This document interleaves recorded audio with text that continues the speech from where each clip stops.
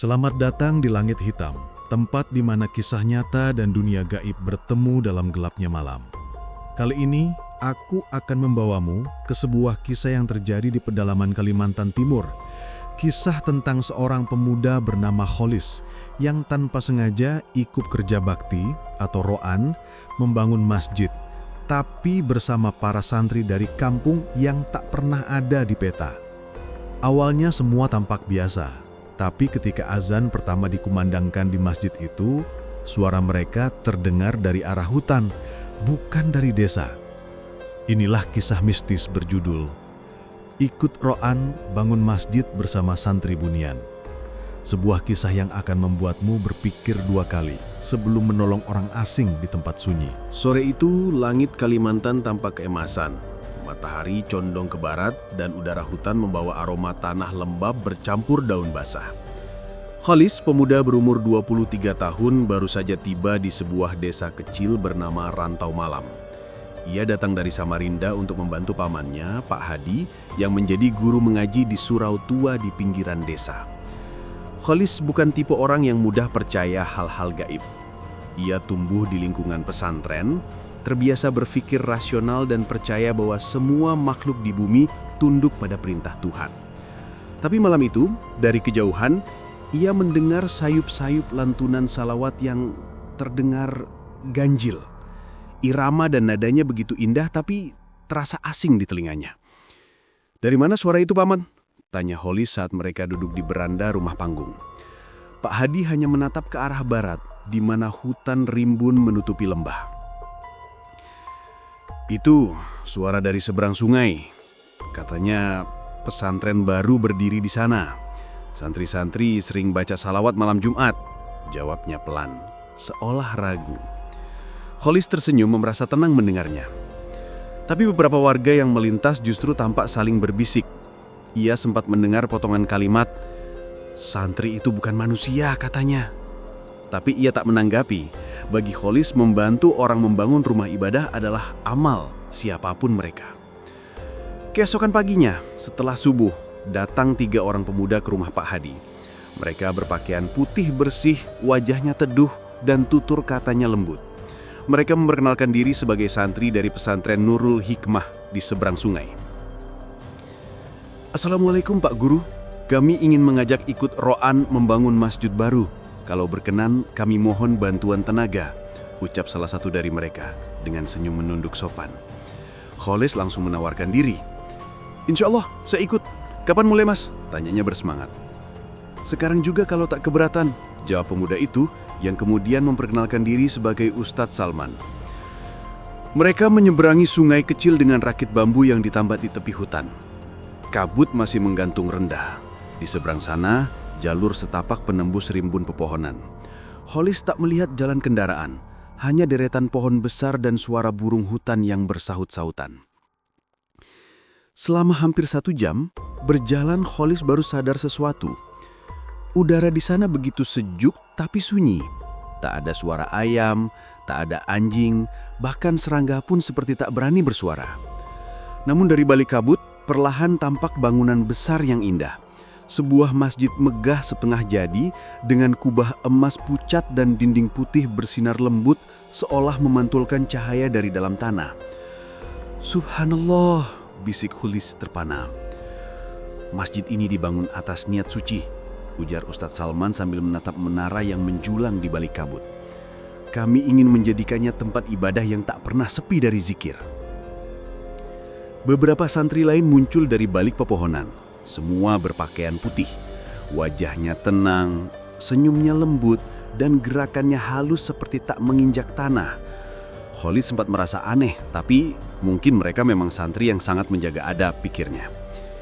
Ia ikut mengangkat batu bata, menyusun kayu, dan mencampur semen. Tapi dari tadi, ia belum melihat pasir atau semen dibawa dari mana. Semua bahan bangunan seolah sudah tersedia di sana. Ketika ia tanya, seorang santri hanya menjawab, "Dari langit kalau niatnya benar." Hari mulai gelap. Masjid itu tampak semakin terang seolah menyala dari dalam. Saat azan maghrib berkumandang, suara muazinnya begitu merdu, Tapi entah mengapa, gema suaranya terdengar seperti berasal dari segala arah, menyelimuti seluruh hutan. Ia menoleh, tak ada pengeras suara, tak ada listrik. Tapi gema itu tetap terdengar, panjang, dalam, dan membuat bulu kuduknya berdiri. Ia menatap para santri yang serempak menunduk, wajahnya khusyuk, tapi sorot matanya seolah memantulkan cahaya aneh. Usai sholat, Khalis duduk di beranda masjid sambil meneguk air kelapa yang diberikan salah satu santri. Rasanya segar, tapi anehnya air itu terasa lebih dingin dari biasanya, seperti baru keluar dari sumber bawah tanah. Besok pagi kami lanjutkan pembangunan kubah. Tapi jangan datang terlalu pagi, nanti kabut belum terbuka, kata Ustadz Salman lembut. Khalis mengangguk. Ia pamit pulang, berjalan mengikuti jalan setapak yang tadi mereka lewati. Tapi begitu ia menoleh ke belakang, masjid yang megah itu sudah tak terlihat. Hanya kabut dan pepohonan yang bergoyang pelan. Sesampainya di rumah, Pak Hadi menatapnya dengan wajah cemas. "Kamu tadi ikut mereka?" tanyanya, suaranya nyaris bergetar. Khalis mengangguk santai. "Iya paman, mereka orang baik, santri semua, masjidnya indah sekali." Pak Hadi diam lama, lalu pelan-pelan berkata, "Nak, pesantren itu sudah tak ada sejak 20 tahun lalu. Bangunannya tenggelam karena tanah longsor. Semua santrinya tak pernah ditemukan." Khalis terpaku. Tapi dalam pikirannya, ia masih bisa mendengar suara azan dari kejauhan, bergema lembut dari arah hutan yang kini gelap total. Apakah yang sebenarnya terjadi dengan Khalis? Siapa sebenarnya para santri yang menjemputnya sore itu? Dan masjid megah itu? Masjid siapa? Pagi itu, kabut belum juga sirna ketika Khalis terbangun. Suara ayam tak terdengar, hanya desiran angin yang lembut seperti berbisik dari arah hutan. Ia duduk di beranda, menatap sungai yang permukaannya memantulkan cahaya pucat. Meski malam sebelumnya terasa panjang, Khalis tak merasa lelah, malah seperti baru saja tidur sebentar saja. "Paman," katanya sambil menatap pepohonan di seberang sungai, "kalau masjid itu sudah tenggelam, kenapa saya bisa ke sana kemarin? Saya bahkan ikut bantu angkat batu, menyiapkan adukan semen. Semua benar-benar nyata." Pak Hadi tak langsung menjawab. Ia menghela napas panjang, lalu berjalan ke dalam rumah dan kembali dengan secangkir kopi. "Kadang sesuatu yang nyata di mata kita belum tentu nyata di dunia ini," katanya pelan. "Ada tempat-tempat yang hanya tampak bagi mereka yang diizinkan melihat." Ucapan itu menggantung di kepala Khalis sepanjang hari. Tapi rasa penasarannya lebih kuat dari rasa takut. Ia bertekad untuk kembali ke sana, sekadar memastikan bahwa ia tak bermimpi. Maka, selepas duhur, ia mengambil dayung bambu dan menyeberangi sungai sendirian. Di tengah arus yang tenang, suasana mendadak berubah. Burung-burung yang tadi berkicau di tepian lenyap. Kabut menembal begitu cepat hingga ia hanya bisa melihat ujung rakitnya sendiri. Tapi anehnya, rakit itu terus melaju seolah ada yang menuntun dari bawah. Ketika kabut menipis, Khalis sudah tiba di seberang. Jalur setapak yang kemarin dilewatinya kini tampak berbeda. Pohon-pohon lebih rapat, akar-akarnya mencuat seperti jari tangan yang hendak mencengkram tanah. Namun langkah kakinya tetap mantap, mengikuti arah yang entah bagaimana terasa akrab di hati. Tak lama, ia mendengar lagi lantunan solawat yang menenangkan. Suara itu memandunya sampai akhirnya masjid megah kemarin muncul di balik pepohonan. Kali ini tampak lebih indah daripada sebelumnya, dengan kubah yang memantulkan cahaya keemasan dan menara yang lebih tinggi. Para santri kembali sibuk bekerja. Ada yang membawa batu bata, ada yang mengaduk semen dengan gerakan lembut. Semuanya tersenyum ramah padanya. Ustadz Salman menyambut dengan anggukan kecil. "Alhamdulillah, engkau datang lagi, Khalis." Khalis ikut bekerja, kali ini membantu memasang ubin di serambi masjid. Tapi saat ia menunduk untuk merapikan barisan ubin, ia menyadari sesuatu yang membuat jantungnya berhenti berdetak sesaat. Bayangannya tidak tampak di lantai. Ia menoleh ke sekeliling dan menyadari tak satu pun dari para santri di sana memiliki bayangan. Tangannya bergetar, tapi Ustadz Salman tiba-tiba menepuk pundaknya lembut. "Jangan takut, Nak Kholis. Bayangan itu hanya milik mereka yang masih terikat dengan dunia. Kami sudah meninggalkannya lama." Nada suaranya tenang, tapi dingin, sejuk di telinga, namun ada sesuatu yang membuat dada Kholis sesak. Sebelum ia sempat bertanya lebih jauh, terdengar suara azan duhur. Tapi kali ini bukan satu orang yang mengumandangkan. Semua santri melantunkan azan bersamaan. Suaranya bergema dari berbagai arah, membentuk harmoni yang begitu indah, namun membuat bulu kuduk Kholis berdiri. Setelah sholat, mereka duduk melingkar membaca zikir. Kholis ikut di tengah lingkaran. Matanya terpenjam, tapi dalam keheningan itu, ia mendengar sesuatu. Suara langkah kaki di luar masjid, berat, perlahan, dan menyeret sesuatu. Ketika membuka mata, ia melihat sosok tinggi berjubah hitam berdiri di bawah menara. Wajahnya tertutup kain, dan di tangan kirinya tergenggam sebatang tongkat dari kayu hitam. "Dia datang," bisik salah satu santri di samping Kholis. "Pengawas tanah ini." Sosok itu tidak bergerak, tapi tanah di sekitar masjid tampak bergetar halus seperti sedang berdenyut. Ustadz Salman berdiri dan memberi isyarat kepada santri-santri lain untuk menunduk. "Jangan takut," katanya kepada Kholis. "Dia hanya memastikan niat kita tetap suci." Malam menjelang, santri-santri menyalakan pelita yang menyala tanpa minyak. Cahaya kuningnya lembut, tapi menimbulkan bayangan-bayangan panjang di dinding masjid. Kholis memutuskan untuk bermalam, karena Ustadz Salman berkata mereka akan melakukan doa pembuka kubah menjelang tengah malam. Sekitar pukul 12, udara semakin dingin. Hutan di luar terdengar hidup, tapi bukan suara hewan, melainkan bisikan banyak orang yang terdengar samar-samar. Kholis duduk di serambi, menatap kubah masjid yang kini berpendar pelan. "Mas Kholis," suara lembut seorang santri memanggil dari belakang. "Kalau esok engkau kembali ke dunia, jangan ceritakan ini pada siapapun. Masjid ini bukan untuk manusia, tapi untuk mereka yang masih mencari cahaya setelah gelap." Kholis ingin bertanya maksudnya, tapi tiba-tiba tanah bergetar lagi. Dari kubah yang belum sempurna itu, cahaya keemasan melesat ke langit, membelah kabut, menyinari seluruh hutan.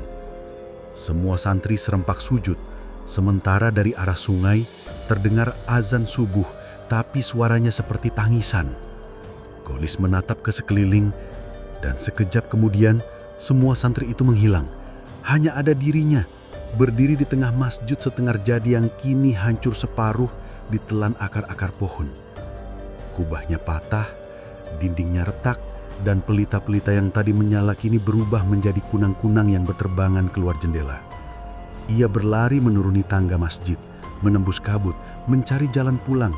Tapi setiap kali ia mencoba mengikuti arah sungai, langkahnya selalu kembali ke tempat yang sama, ke halaman masjid yang runtuh. Sampai akhirnya, ia mendengar suara Ustadz Salman berbisik dari arah dalam reruntuhan. "Jangan pergi dulu, Kholis. Kau belum menyelesaikan roanmu." Suara itu terdengar seperti datang dari segala arah, dan dalam kegelapan sesuatu menyentuh bahunya. Dingin, halus, dan sangat nyata. Kabut belum juga menghilang ketika Kholis terbangun dari pingsannya di depan reruntuhan masjid. Suara azan subuh yang tadi menggema kini berganti dengan kesunyian pekat. Burung-burung belum kembali, dan hutan di sekelilingnya seperti membeku dalam diam. Ia meraba tanah di bawahnya, dingin, lembab, dan berbau besi karat. Kholis bangkit dengan tubuh gemetar. Reruntuhan masjid di depannya kini tampak benar-benar tua, seperti bangunan yang telah lama ditinggalkan. Padahal semalam dinding-dindingnya masih berdiri kokoh. Kubah yang semula berkilau kini hanya tersisa potongan besi berkarat, tertutup lumut. Di serambi, batu-batu berserakan, seolah dirubuhkan oleh waktu. Ia berjalan perlahan, masih belum percaya dengan apa yang dilihatnya. Di tengah reruntuhan itu, ia menemukan sebuah cangkul tua tertancap di tanah, dengan sisa kain putih melilit gagangnya. seperti milik para santri yang semalam bekerja bersamanya. Tangannya bergetar ketika menyentuh kain itu, dan dari balik reruntuhan tiba-tiba terdengar desahan panjang, pelan namun berat, seperti seseorang menarik nafas di dekat telinganya. "Kau kembali, Khalis." Suara itu lirih tapi jelas. Ia menoleh dan di antara kabut muncul sosok berjubah hitam, pengawas tanah yang dilihatnya malam sebelumnya. Kini wajahnya tampak lebih jelas, kulitnya pucat, matanya kosong, dan dari jubahnya menetes cairan hitam pekat seperti lumpur rawa. "Siapa kau?" tanya Khalis dengan suara gemetar. Sosok itu melangkah mendekat. Setiap langkahnya membuat tanah bergetar halus. "Aku penjaga batas," jawabnya. "Tempat ini bukan untuk orang hidup, tapi kau sudah mencampur keringatmu di tanah kami, dan itu membuat batas menjadi kabur." Khalis mundur selangkah. "Aku hanya membantu membangun masjid. Aku tak tahu apa-apa." "Masjid?" Pengawas tanah itu tersenyum miring. "Yang kau bantu bangun bukan masjid dunia. Itu rumah mereka yang menuntut ampunan. Santri-santri itu sudah lama mati, Khalis, dan mereka belum bisa pergi karena ibadah mereka tak sempat selesai." Tubuh Khalis rasa membeku. Ia mengingat jelas bagaimana santri-santri itu bekerja tanpa lelah, tanpa haus, tanpa peluh, dan bagaimana tak satu pun dari mereka memiliki bayangan. Semua potongan kejadian mendadak terasa masuk akal, tapi juga menakutkan. "Tapi bagaimana aku bisa melihat mereka?" "Karena hatimu bersih," jawab sosok itu tenang. "Tapi justru itu bahaya. Mereka bisa menarikmu ke dunia mereka. Dunia yang tak mengenal siang, tempat di mana zikir tak pernah berhenti, tapi waktu tak berjalan." Tiba-tiba, dari arah reruntuhan terdengar suara tembok runtuh. Dari celah dinding yang pecah, cahaya kuning merembas keluar, dan dari dalamnya muncul bayangan para santri. Wajah mereka pucat, matanya redup, tapi senyum mereka sama lembutnya seperti dulu. Ustadz Salman melangkah di antara mereka, tangannya masih memegang tasbih. "Khalis," suaranya tenang tapi bergema, "kami butuh engkau untuk menyempurnakan masjid ini. Batu terakhir belum dipasang." Khalis mundur lagi. "Tapi masjidnya sudah hancur." "Bagi kalian iya, bagi kami belum." Kabut mulai berputar di sekitar mereka. Di antara kabut itu muncul bayangan masjid megah seperti malam pertama Khalis datang. Hanya kali ini menara-menara menjulang tinggi ke langit hitam, dan suara azan terdengar serentak dari setiap arah. Azan itu indah, tapi semakin lama semakin berubah menjadi rintihan. Pengawas tanah menatap Khalis tajam. "Jika kau ikut mereka, kau tak akan kembali. Tapi jika kau menolak, mereka akan marah." Hening. Angin berhenti. Semua terasa menunggu keputusan Khalis. Ia menggenggam tasbih yang diberikan Ustadz Salman semalam, tapi kini warnanya berubah menjadi kehitaman, dingin seperti batu nisan. "Maafkan aku," bisiknya pelan. "Aku harus kembali." Namun sebelum ia sempat bergerak, Ustadz Salman mengangkat tangannya. Suara keras menggema dari langit dan tanah di bawah Khalis terbelah, memperlihatkan lubang hitam seperti sumur tanpa dasar. Dari dalamnya muncul tangan-tangan pucat mencoba menariknya. Khalis menjerit, berusaha berpegangan pada akar pohon di tepi lubang. Pengawas tanah melangkah maju, menancapkan tongkatnya ke tanah, dan seketika tangan-tangan itu mundur. Suara azan berhenti mendadak, menyisakan kesunyian yang menusuk telinga. "Pergilah," ucapnya pelan, sebelum fajar menutup jalan keluar. Dengan seluruh sisa tenaganya, Khalis berlari menembus hutan. Ia tak menoleh ke belakang, hanya mendengar gema langkah-langkah lembut para santri mengejarnya dari jauh, bersenandung sholawat yang kini terdengar seperti ratapan. Setelah entah berapa lama, ia melihat cahaya di depan, sungai. Ia melompat ke atas rakitnya dan mendayung sekuat tenaga. Dari kejauhan ia sempat menoleh dan melihat masjid megah itu perlahan tenggelam dalam kabut, seolah menghilang ke dalam bumi. Sesampainya di rumah, Khalis disambut Pak Hadi yang pucat pasi. "Kamu kemana semalam?" serunya panik. "Orang-orang mencarimu sejak kemarin sore." "Kemarin sore?" Khalis terpaku.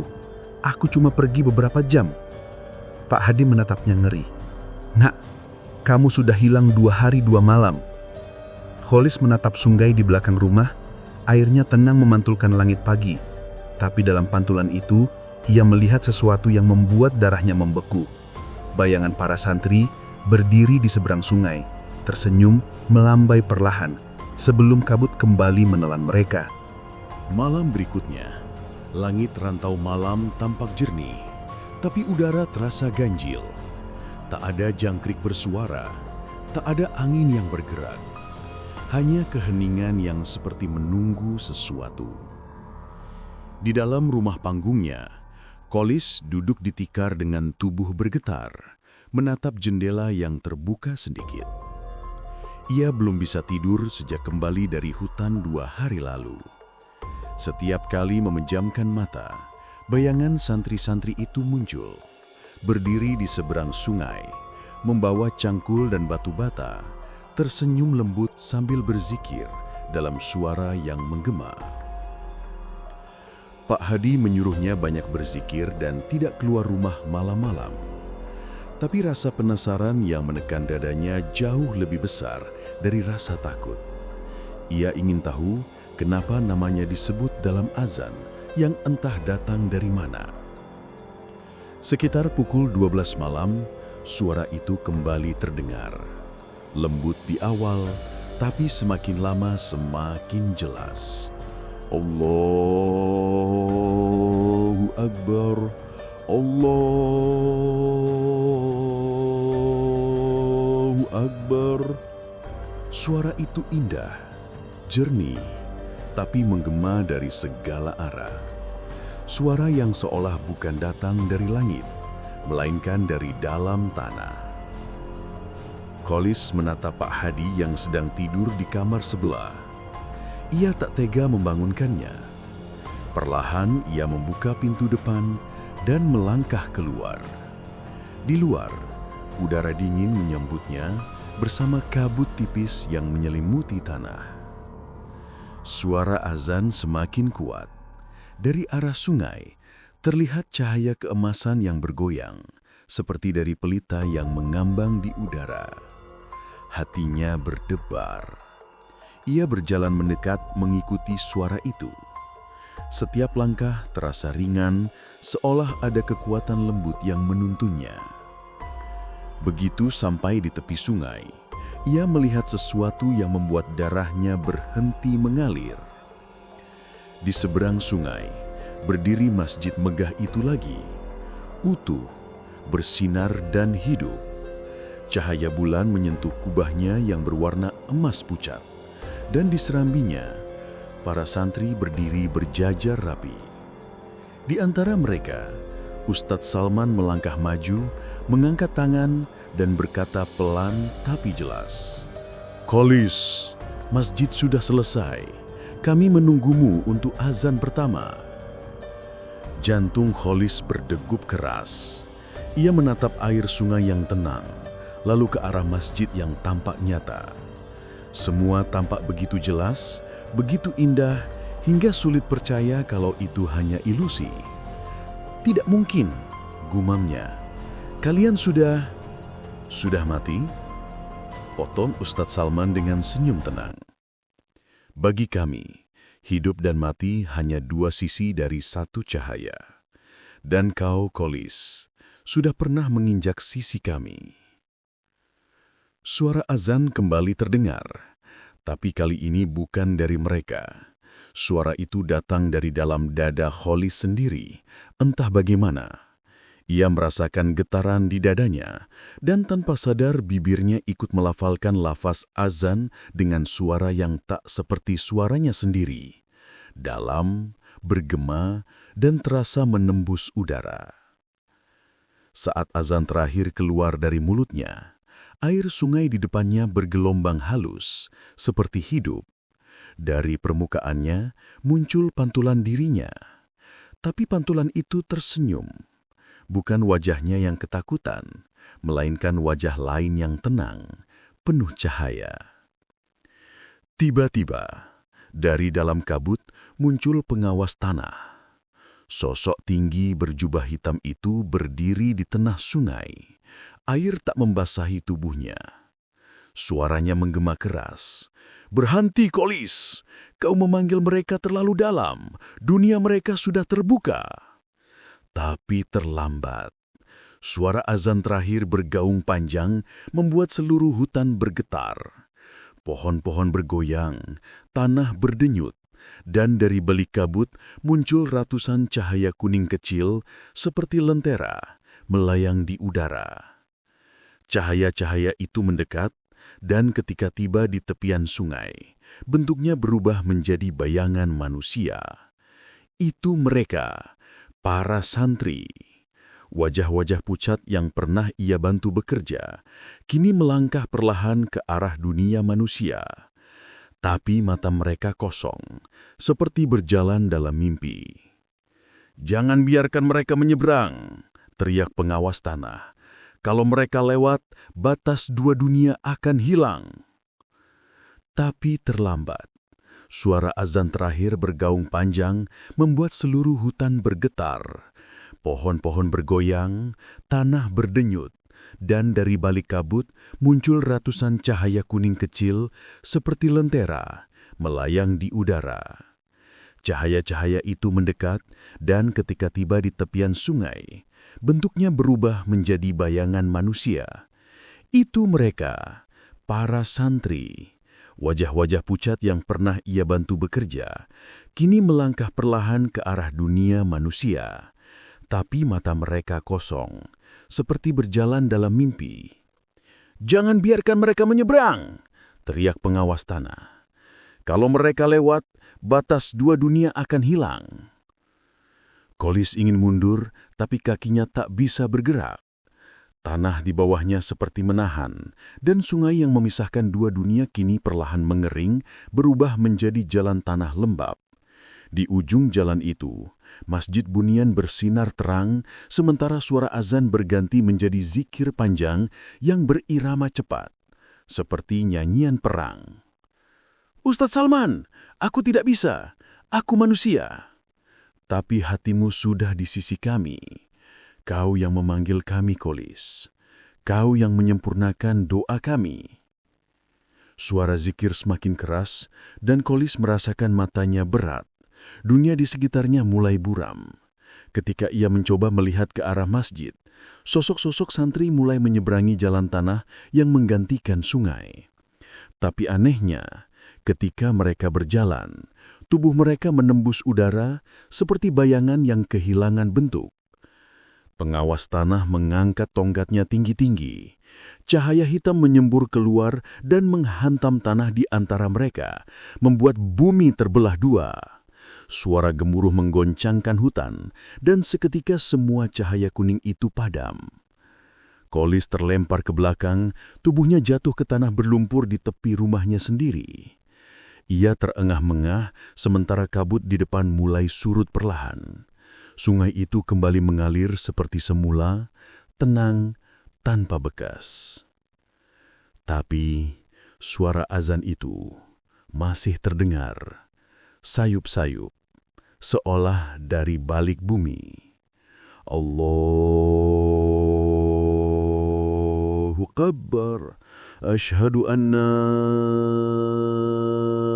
Muhammadur Rasulullah."